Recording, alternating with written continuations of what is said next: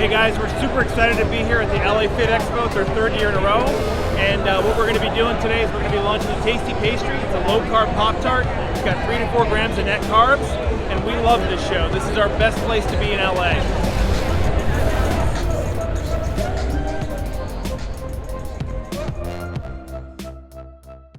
I'm Dave Palumbo, founder of Species Nutrition.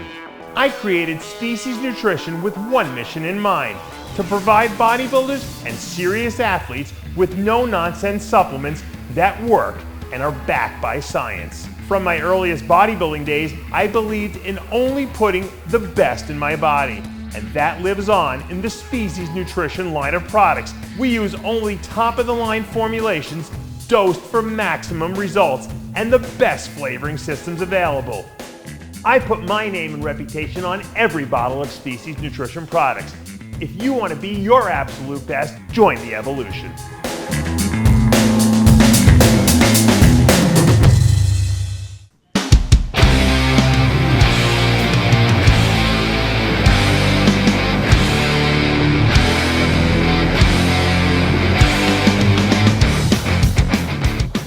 Welcome back to another edition of Live With. I'm Dave Palumbo, and I'm joined today by someone who I've been waiting to get on the show for quite some time now. And I know a lot of people have been asking where he's been.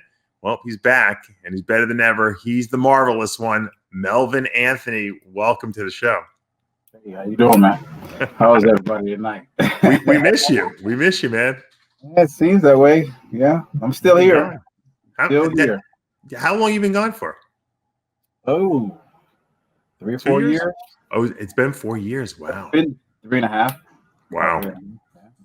You want to tell us what happened? You want to go through the story? I know a lot of people want to know what happened to you because there was a lot of bull and BS out there, and people love to. Don't people love to see when people are really up high? They love to see them come down low. I don't know. Maybe it makes them feel better about themselves. That's my belief. Yeah, I think that people like to always the bad. It used to be, the media used to push the positive things, years ago. Now, even in the media, even today, bad news sells, sex sells. I mean, that's what it seems like everybody's into. So, my private life was my private life, and I take responsibility for, what has happened.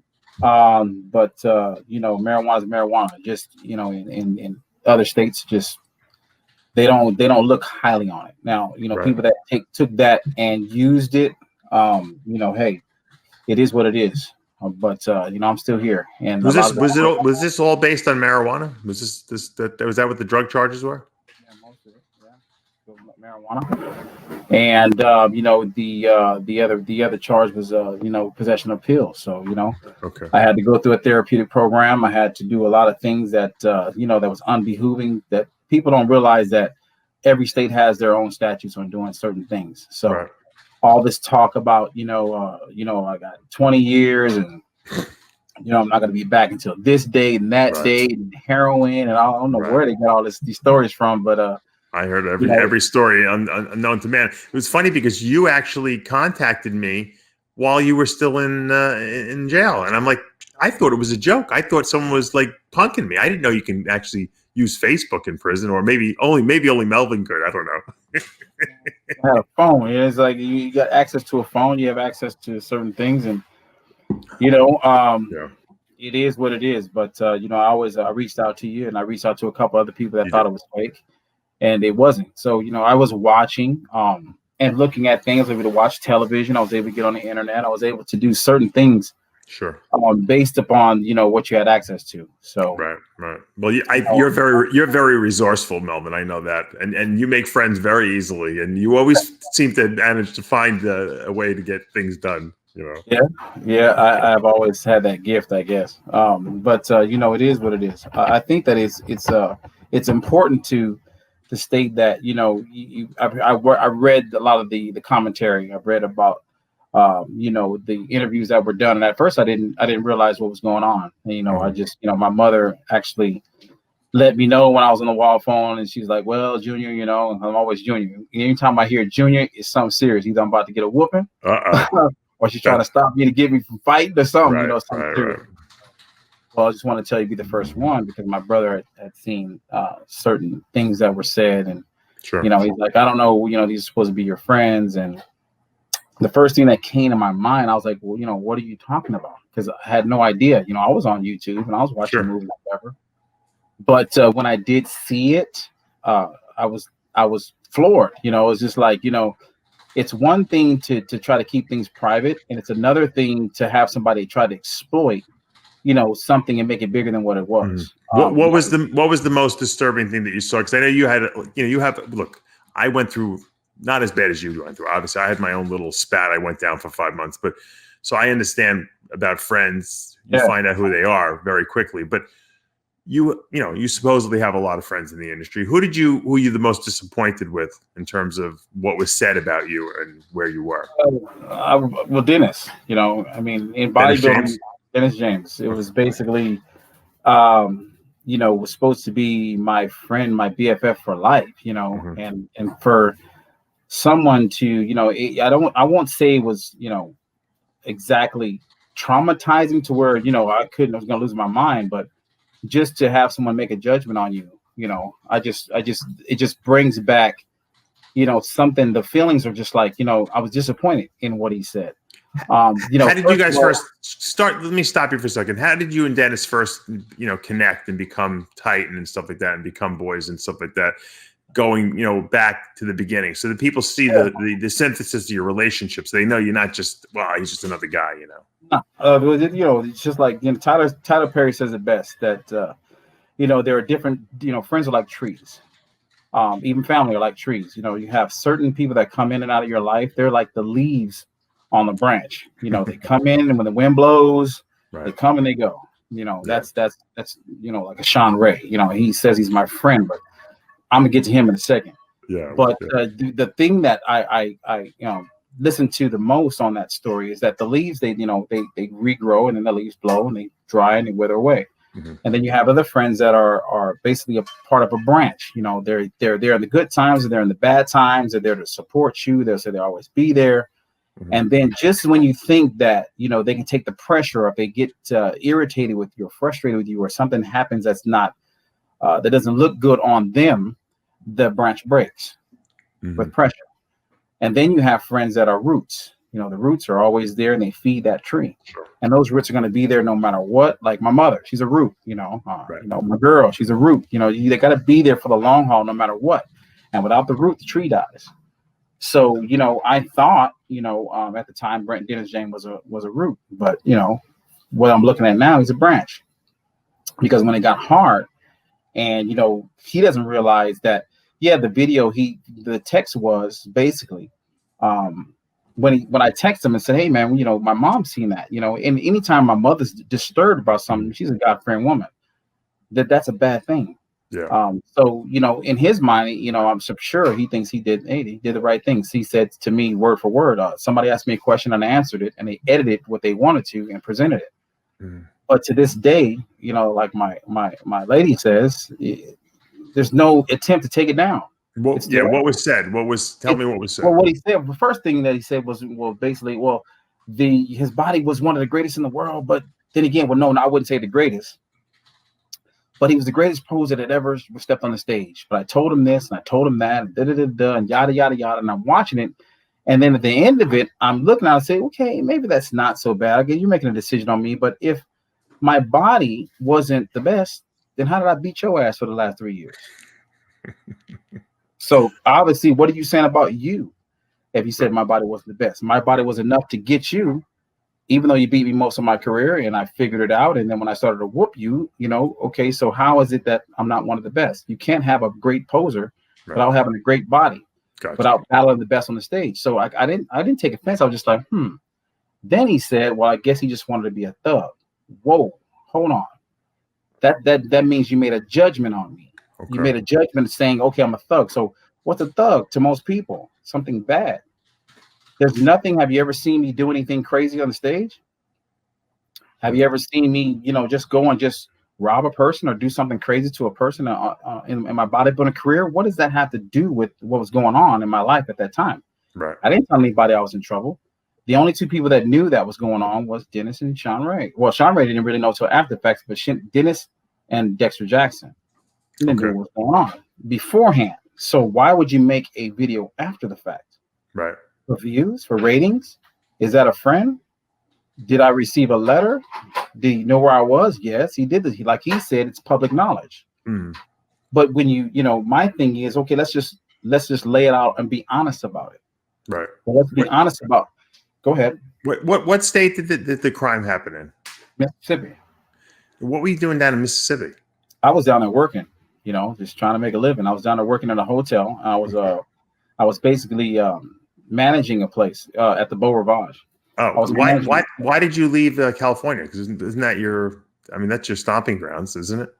Yeah, I just wanted a fresh start. Wanted to get a fresh start. Ended up down there, and so whatever happened, that what he said was just bad. And for you to go there and say, hey, I'm frustrated with you. You could have told me that to my face, or you could have just sent me a letter and said, hey, what's going on? Nobody reached out to find out what was going on. Nobody reached out to say, hey, do you got a 20-year sentence, a 40-year sentence, a 100-year sentence, or what? Nobody said anything. Right. When you got arrested, did you actually have some time before you actually went in? Did you self-surrender, or did they lock you up immediately? Because I don't know the whole story, to tell you the truth. No. What I did was basically, I went to the Olympia in 2016. Okay. I helped Sean Roden with his routine. I helped Dexter Jackson. I didn't know that. That's interesting. Nobody see how funny that is that people don't talk about. I'm surprised they didn't give you credit for that. I would have been bragging that Melvin did my routine. That's weird. That shows you how the sport changed. Yeah. I've helped Troy Alves in the past, the Predator routine they did at the Arnold. Oh, that's great. Yeah, that was great. Yeah, that was a good one. I created that. So, when it comes to, that situation, he never reached out to me. And so I thought that was pretty odd, that you would do that. So, my thing is that, when you think a person's gone forever, oh, they're going to just go crazy. The wolves just, and I just kept it quiet. I went to the Mr. Olympia. Right. I said my, hey, how you doing? Good to see you. Just wanted to see people, because I knew that I was going to have to face the music. Right. And, so you were facing charges. It hadn't been settled yet. I got you. Okay. Yeah. So when the interview jumps up and you see Dennis talking about, I try to take him here and I try to show him how to make money. I showed him how to do this and do that. It's too late. I already know that I have to be responsible for, for what has happened. Right. And how they played it and how they made a big deal out of it, when it was, when it wasn't what it, you know what I'm saying? So when I got to the Olympia, I went and I enjoyed myself for that weekend. Yeah. And then I went. And, you went right in after the Olympia. Wow. It was a couple months after. Oh, okay. My thing was just to basically just get my last look, watch that stage and watch guys, enjoy themselves on stage and just get that into me, see fans and friends and hug on people and see that people that have been around me for long, because I hadn't been around for 3 or 4 years before that. Now why did you disappear before that? Just because you were trying to just stay away from it? Yeah. Okay. Yeah, and I was out of the state, and so I was doing other things. So yeah, when I got back and I seen that, I was like, okay, I'm not gonna say anything. I'm gonna reach out to him and say something. But the text message was like, I would say that to your face. Really? You'd call me a thug to my face? Really? Okay. That let me know there that okay, you're a branch. So, to this day, I've been home a year almost, and nothing. I haven't heard from him. I haven't really. No one really phone call. I haven't. Even Sean Ray. Oh, I helped him do this and helped him do. Man, stop. We're gonna get to him in a second. Yeah, we're gonna talk about posing in a second. Yeah. So my thing with him was like, I'm not angry. I'm not. I'm disappointed. So I understand it is what it is. But when Dennis had his little run-ins with the law, you ain't squeaking clean. So how can you judge a person for something that has happened when you were looking at a death penalty? Was he really? Yeah, that was like a life sentence or death penalty. What he's looking at. Now, why was that? Because it's Thailand. Oh, Thailand don't play neither. So it's like when you have situations, no matter what happened after the fact, when it happened, Melvin Anthony was trying to spend every dollar he could to go to Thailand. Oh, really? Calling his wife, calling everybody. You know what I'm saying? When the grand jury came around, it was dragged us all in there. You remember that? They dragged us all. I heard all Iowa. You guys, what was it like? The 20 guys? Everybody. Me, Nasser, Ronnie Coleman, troll everybody. They're pulling everybody, who would ever would say anything, you know. But you know, hey, John, hey, he told whatever he could tell and made up some shit. So you know what? Who did Sean did? You know me. This is just like the Mr. Olympia press conference. I ain't gonna hold no punches. Since now that I have my voice, I'm not gonna speak badly about anybody. Right. But I'm gonna say what needs to be said. What were you thinking about, Dennis, when you were there? Mm-hmm. You know what I'm saying? I'm looking in the camera so he see. What were you thinking? Mm-hmm. How are you feeling? How was your family? Where was everyone else? Yeah. But where was Melvin? You get what I'm saying? Melvin, you couldn't say nothing bad about Dennis. I don't care if you ask me a question I didn't know. I'd say I don't know. Let me find out. But I'm not gonna let you put him in a bad light. Mm-hmm. So to call me a thug or call me this and you're frustrated and you this and that and I haven't heard from him and I don't know what's going on with Melvin. So then why are you talking? Right. Sure. If you haven't seen or heard anything, I understand you and John Romano. I seen that, but that's based upon stuff that you were given. Right. You get what I'm saying? You would have no contact, but Dennis knows where my mom is. He knows where my brother is. He has a way to contact me. Right. So that shows me that, okay, well, maybe the friendship that I thought I had, I didn't have. Mm-hmm. Okay. To this day, I haven't heard anything. So I leave things where they are. You know, and I've said this before, you know, any bodybuilder who says anything about any other bodybuilder for getting in trouble for anything drug related has to be out of the freaking gourd, because you ain't squeaky clean. No one's squeaky clean, because it's impossible to be squeaky clean in bodybuilding, you know.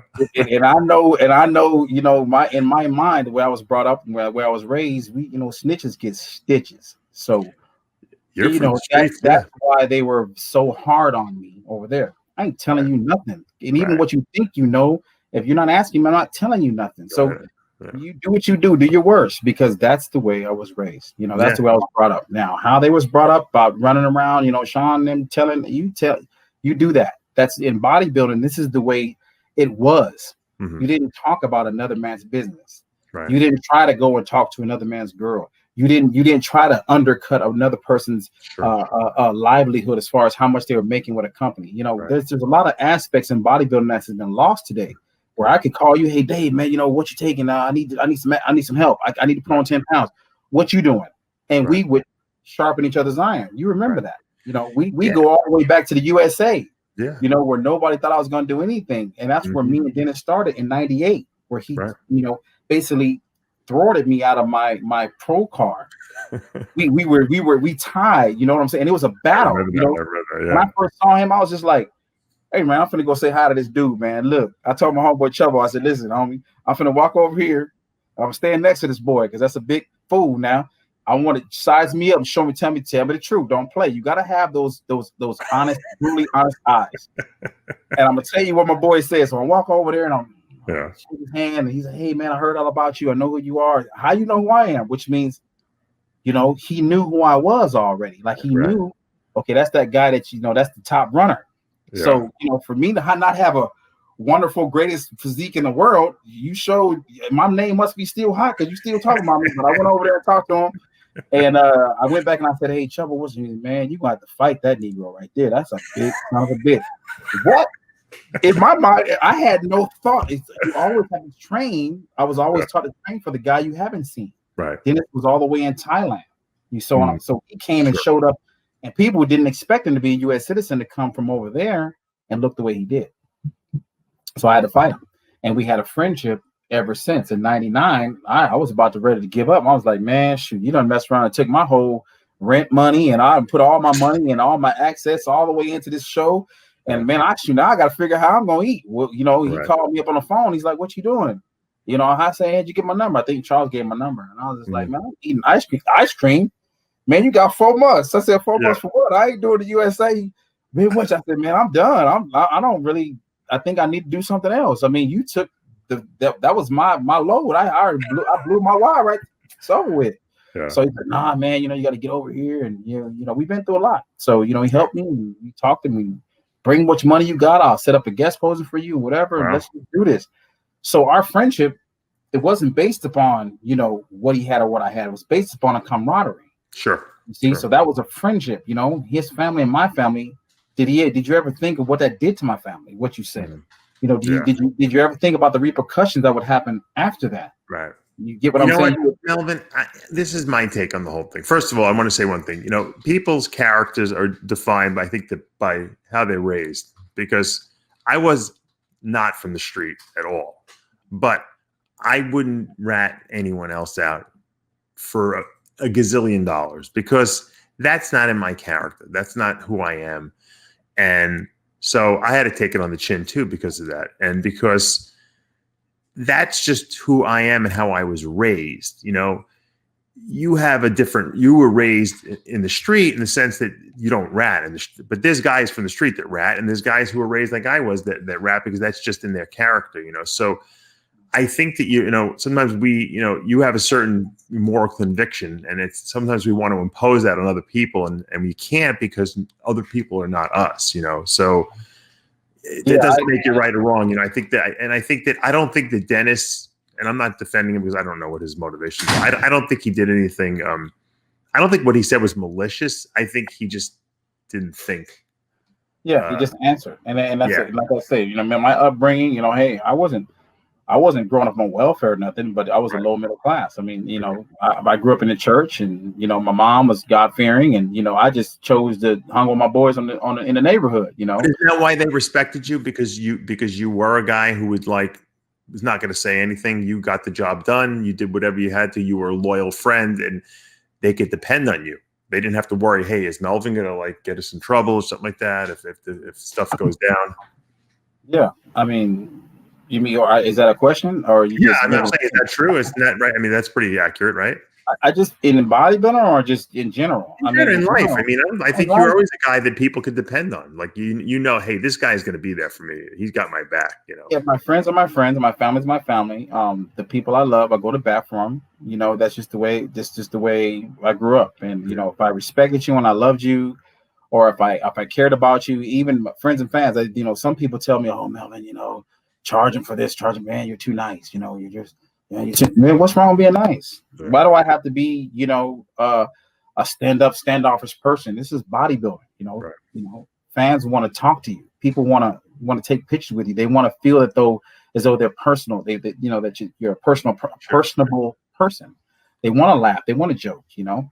But I've seen people, no names mentioned, Sean Ray, who, you know, he had fans come up to him at a guest posing that we did together back in the 90s, and they were asking him a question about, some kid was asking him how to, you know, what he should eat.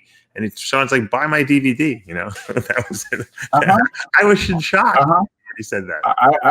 I've seen some stuff. I've seen people come over running. The first time I seen somebody cry, seen some dude, what you crying for? Like, you know, Shanwei, you know, he's so excited, you know, he just talked to me in a half hour.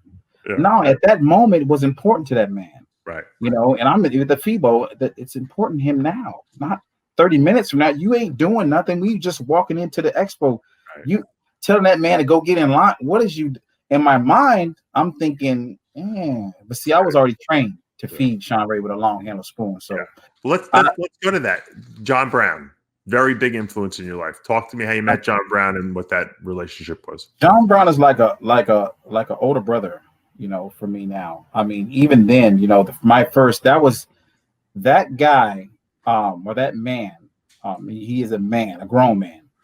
We had a personality mesh. You know, he's from Compton, right? So his personality, from where he comes from and how he comes off, you hear him talking, you go, you know, from Compton, you expect somebody to say, hey, what's up, partner? How you doing? What's going on? What up with it? You know, when he spoke, I was like I had to recheck my whole way of speaking. I'm like, oh, okay, this is John Brown. And when I met him through another guy named Donnie. And little Donnie was in the gym, and he used to always say, man, you got a good physique, man. You should be a bodybuilder. You should be a bodybuilder, man. And, you know, you got a good physique, you know. And I've been told that since I was like 11. Oh, really? Wow. My first experience with bodybuilding, I was, you know, I followed a guy named, he's actually my cousin. His name is Todd, Big Todd, in the neighborhood. Everybody respected Big Todd. He was the bouncer executive, you know, guy from, you know, all the clubs. He worked all the main events, and, you know, he was about, you know, 280 pounds when that was unheard of.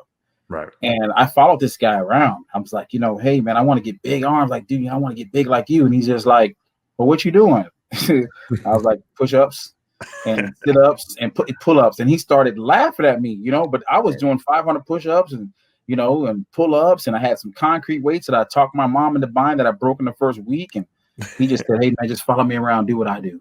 Just do what I do, homie. Because I'm gonna get your little badass in shape because you got a little physique on you. And to me, I'm like, man, what is you talking about? Physique? Is you gay or something? You about to tell my mama on you. He's like, no, man, I'm just telling you in your body, man. You gotta look at these. You look at the books, don't you?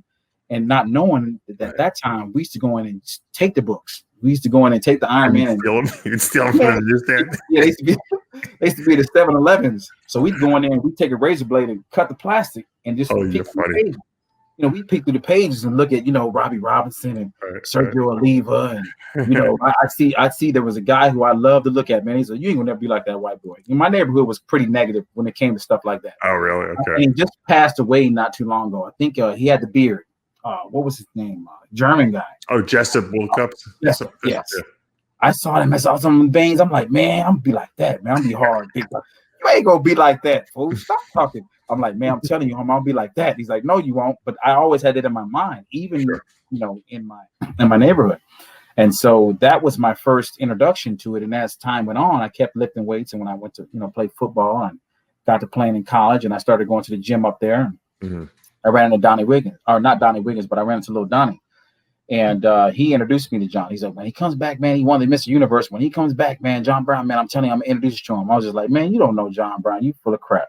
You don't know him. He's like, yeah, I do. You grew up John Brown then. I knew who he was from the magazine. So I'm like, you don't know him. So I'm like, in your mind, you think just regular guy. He's a little wrestler. He's tiny, like a bantamweight.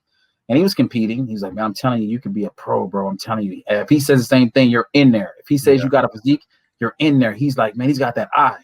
And see, John taught me the eye too. He said you have to have an eye for it. If you don't have an eye for it, and John Brown, he had a 600-pound bench. I didn't know he was that strong. Yeah, man, he was benching for reps, man. And back then they didn't have, the racks. They didn't have those little racks where you could put the weight up. So John used to take the weight, 400 pounds, right, and he power clean it. Oh my sit God. Down in a bench in Fullerton. They didn't have the hooks, and he benched that weight. Oh, he'd like shoulder press it. He'd shoulder press. He'd do incline bench press, then sit up. Oh my God. Stand up and throw it down. Oh, you mean he'd get it like on a real like a bench you do dumbbells on and do it? Yeah, he would probably power. Get it, hit the weight, and put it down. I was like, man, that's insane. Yeah. But he had all the tools. I'm like, you don't know John Brown, man. Stop it, man. He's the best poser in the world, man. And I know you can get down. He's like, can you dance? I'm like, can I dance, man? I was in a breakdancing crew, man. You ever heard about the California Breakers? You ever heard, Riverside? Come on, man. We on the map when it comes to pop locking and boogaloo. And that's, man, shooting, man. If you could beat John, if you could do that, I'm telling you, you be good, man. I'm telling you. Wait till he see you. So months went by. It was like 4 months, and I thought, you're full of crap, and you don't know him. Mm-hmm. So I just kept on training and lifting weights and going to play my football. Right. So he comes in the gym and says, "Hey, man, John's in town. This is the day. Are you ready?" Like, it's the whole big event. I'm like, man, shut up, man. Just get in the car. So, I used to always carry this bag with me. I always carry this bag. Yeah. So I get in the car with him and I go over there and pull up in John's house and we walk on the door and it was just this townhouse, man. Uh-huh. And he walk in and he's sit at the table and he's got his arms rolled out and he got these veins and just popping everywhere, just like the Jessup guy. Yeah. And I'm looking at him like, that dude's bigger than I thought, man. It's a big guy. He's like, hey, man, come here. He got this deep preacher voice, man. If you ever talk to John, he's got this deep preacher voice. Yeah. And he's like, come a little closer.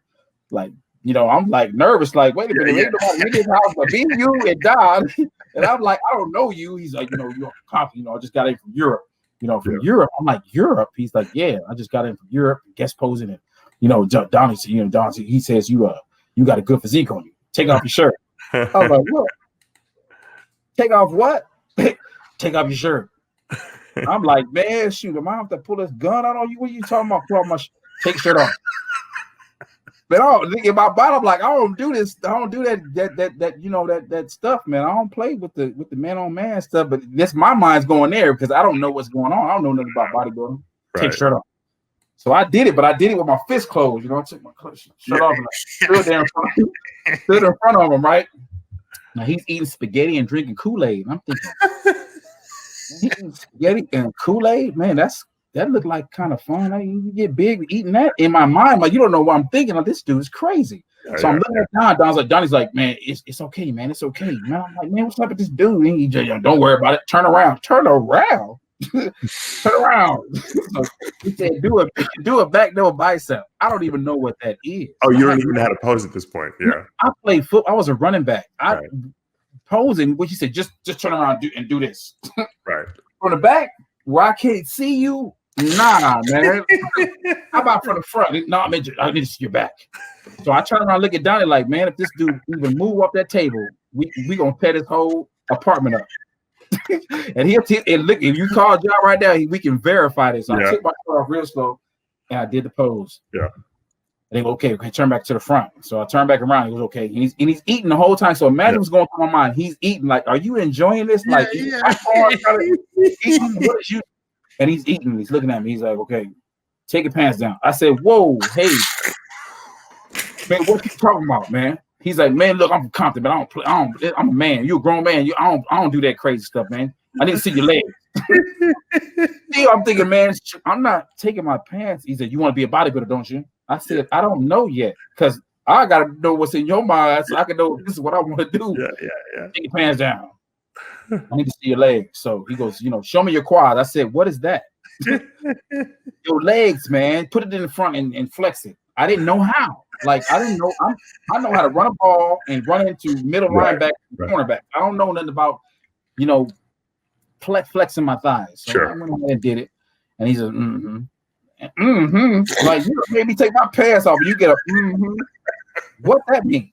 So he kept on eating spaghetti. He didn't say anything. So now I'm starting to sweat because I'm like, this is pressure for me, for somebody who doesn't know anything about posing or body. What are you looking at? Like, are you trying to do something crazy? So he's Donnie, I'm glad you brought him to me, and I'm thinking, why? Because ain't nothing to happen. Why? He's like, well, I've said this a few times. And he said, I said it to Victor Richards. I said it to Vince Taylor. And I don't know who these people are, right? And then I said it to Sean Ray. Now, I kind of knew who he was. I'm like, that's that short dude, right? He's like, yeah, but he's a contender. I was like, well, he's little to me. And this is what I said. He's a little guy. He's like, so you watch the books? He goes, so you know a little bit about me. And I was like, a little bit. I know you're a professional. He said, yes, I'm a pro. He started to break it down, and I'm watching him when he's eating. As he's eating that spaghetti, them veins is popping out even more. Like, what kind of spaghetti is you eating? Because I'm watching stuff happen that I ain't never seen before. You like what you say, I like what I see. I'm like, man, I want my veins to pop out like that. He said, you could be a pro and you can do it quick. He says, but if you do everything I tell you, you can be a professional athlete and you can be one of the best in the world. And in my mind, I'm like, how for me just taking my shirt off, He'd say he really said that to you, huh? Wow. Yeah, he said that to me. He said, you can beat him. You can beat Sean. And I'm like, huh? Well, it's not about, in my mind, I'm thinking a short and small weight. I think that's stature. I'm like, yeah. He goes, you can beat a lot of guys. He said, I helped Victor Richards. You know who that is? I said, yeah. You know who Vince Taylor is? I go, yeah. He said, how you know who them is? I said, from looking in the magazine. I know who those guys are. He goes, well, I helped all three of those guys. And he said, and I'll tell you something, and if you listen to what I say, do everything I do without question, you'll go pro. You train, you do what I tell you to do, but if you quit on me, or if you become a bully in the gym, or you do something that's unbehooving, or you do something crazy, I'm gonna still helping you because I'm not gonna charge you nothing because you got that thing. Wow. I said, that thing? What thing? Because I'm still thinking I just took my clothes off. What thing? Yeah. You're like getting nervous, bro. Where my body somewhere else. I didn't realize what he was saying. Yeah. It made sense later when I trained with him. That dude's a beast. Strong as I've never seen nothing like it. I mean, even to this day, if you ask people about how John Brown trained, ridiculous. The funny thing was he wasn't the biggest guy on stage either, but he was super strong. Everyone tells me that. Crazy strong. I mean, just imagine, the first time you do legs, he makes you do 100 reps. Oh my God! Were you crippled the next day? I couldn't walk for days, but it was just a matter of your leg extensions with the whole stack. Yeah. For 100 reps, don't matter how much. Never not like that. But if you quit on me, I kept hearing it in my mind because I'm street with that. It's street. You don't quit. You don't stop. When you do something, sounds like a Steve Mahalik almost, only on the West Coast, a black version of Steve Mahalik. You know, he'll take you down through there. He's like, I don't care how much you taking. I don't care what kind of steroids you take. I don't care what you eating. If your mind ain't right, if you don't know how to flip that switch on, and his eyes did that, I'm like, this Negro is crazy. but he's right. But he's right.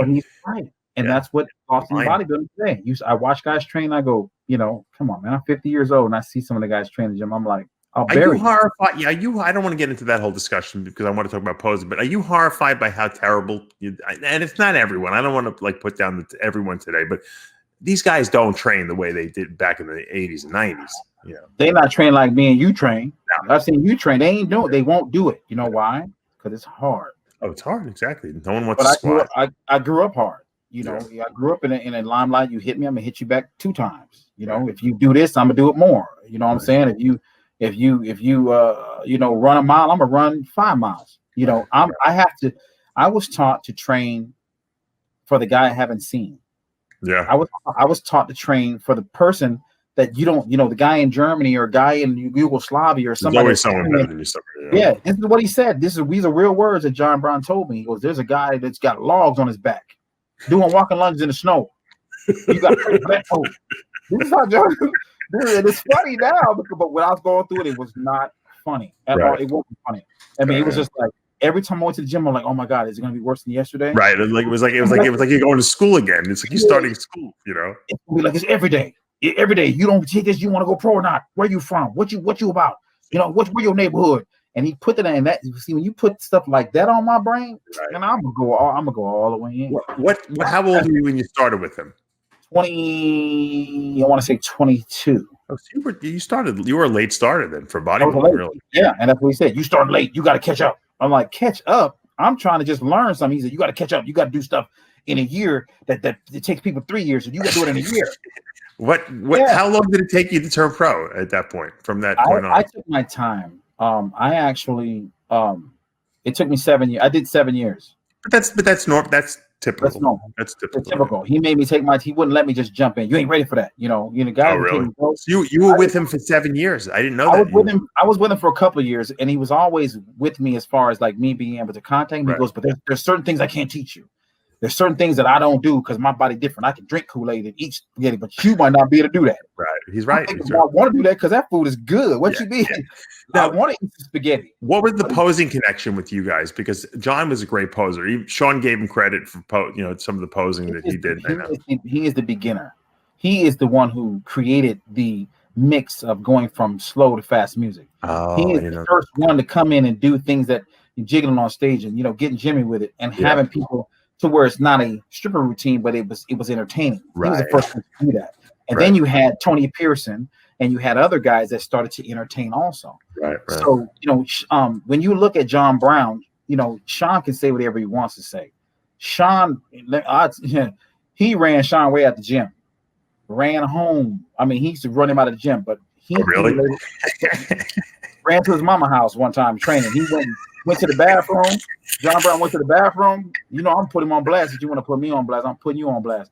Yeah. He went to the bathroom and he jumped in. He had a little, I think it was a Volkswagen or some kind of car, a little car. He jumped in it and went home. So John Brown comes out the bathroom.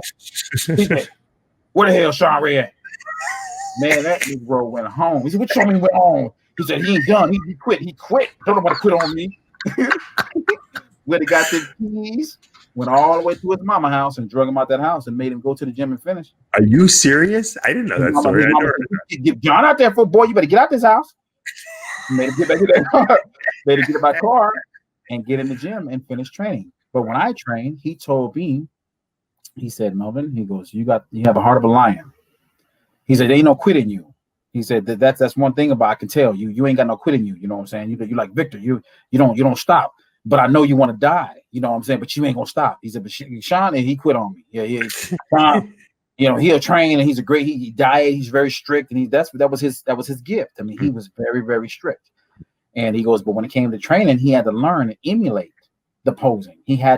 Everything that he learned from John, he did on stage all the way until the day he retired. His facial expressions, his animations, his pivots, the way he stood on stage, the way he moved towards the light. I watched Sean. I was trained to watch Sean. You know, John is, hey man, let me tell you right now, Sean Ray ain't gonna talk to you until you win something. Right. He's selfish like that, you know. And I already knew to feed him with a long handle spoon because you know I dog walk guys like that. I don't my personality is not, you know, I gotta keep him at a distance. So he goes, when you win something, he gonna talk to you. Sure enough, no bull crap. After I won the Orange County '96, and I won the California, the overall and my class back to back. And again, I was the lightest on the stage, and that was back when they had the mass monsters. Right. You know, they had the big guys like yourself and walking around 250 pounds. I heard about you before I even saw you. I knew who you were. I knew Dave Palumbo. You were watching 300. I don't care. Do he train hard? How is he going to look on that day of the show? Because everybody has a day, and I'm gonna see you on that day. So as soon as I want to show that Monday, here he comes. Hey, man, you want to get some lunch? And he said, whatever he tells you, write it down. Because I diet. That's Sean knows that stuff. Whatever he tells you, write it down and use what you can use. Because I don't diet like that. Right. So I was already trained to use what I can use, and you know, keep him as a confidant. You know, because friends go. You know, he don't know my mama, so we ain't friends like he says we are. He's the leaves on the tree. Okay. Did Sean teach you about posing? Because he implied that he showed you some tricks. You know, Sean ain't show me shit. No, really. Sean ain't show me anything about posing. No. I already it's example. How can I learn how to pose from a person when I know the teacher? When the teacher has already schooled me and taught me everything that you know and some, how can a person teach me something that's under him? Right. You didn't teach me anything.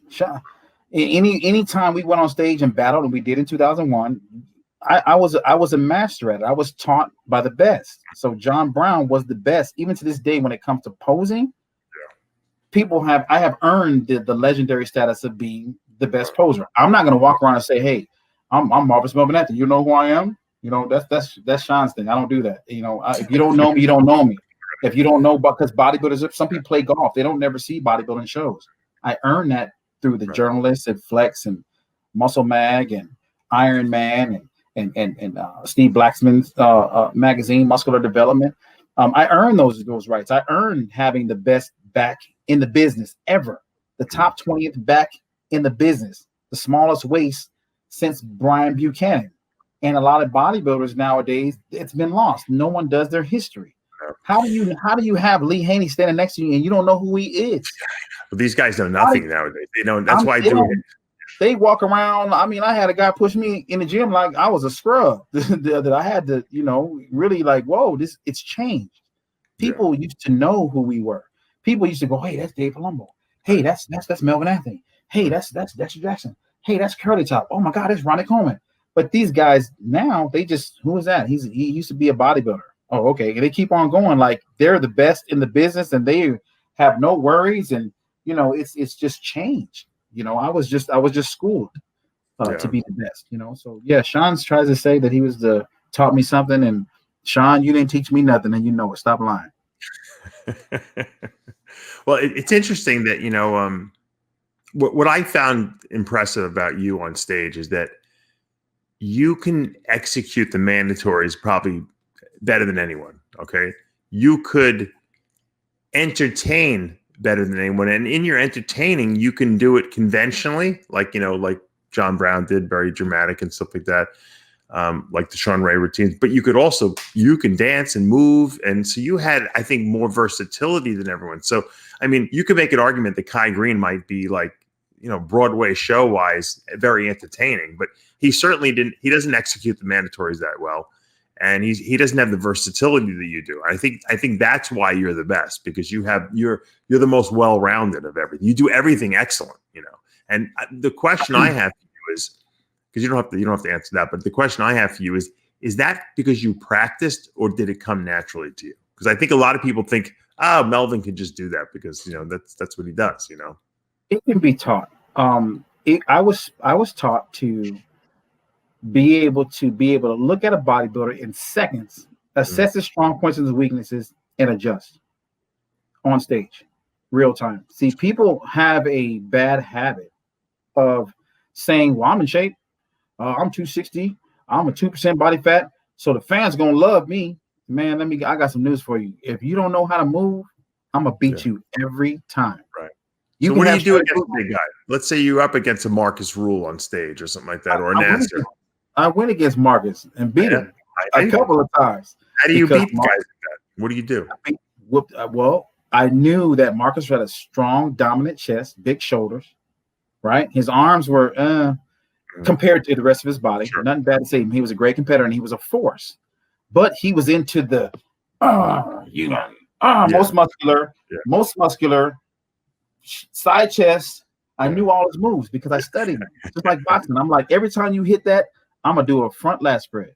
Every time you hit a side chest, I'm gonna do a back double bicep. This is for the pose down. But for the mandatories, I knew how to angle my body to make me look comparative to that size. Because you ain't gonna beat Marcus Rule no most muscular. You can forget about it. But I can, as long as I can be comparable, I won't lose a point, but he'll win that point.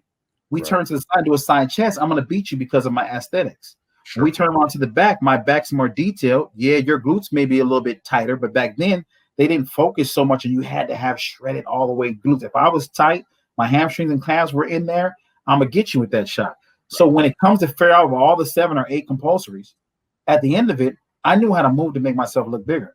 I had a way of now Dexter had me down. Dexter, we'll talk about him in a minute too. Dexter slick. Me and Dexter fought all the way through my whole career. I never did get it, but I wanted to bad. That was one dude. We tied one time. Why did Dexter beat you? Because he was more conditioned. He was more conditioned, and he knew how to move to where pound for pound, pose for pose, he got me. So I would be even until they had to look at, okay, well, who's better conditioned? Well, he got more shredded glutes. We're gonna give it to Dexter. But the Night of Champions 2001, when we did the show, they put my name above Dexter's. Yeah. So I use that against him every time. We both had the same amount of points. I'm like, I got your ass in the Night of Champions. So, you didn't win. Whose name was first? That's alphabetical. I don't care what you should talk to your mother and father about giving you Jackson, because I'm Anthony. So beat you. We argue about that. He laughs about that to this day.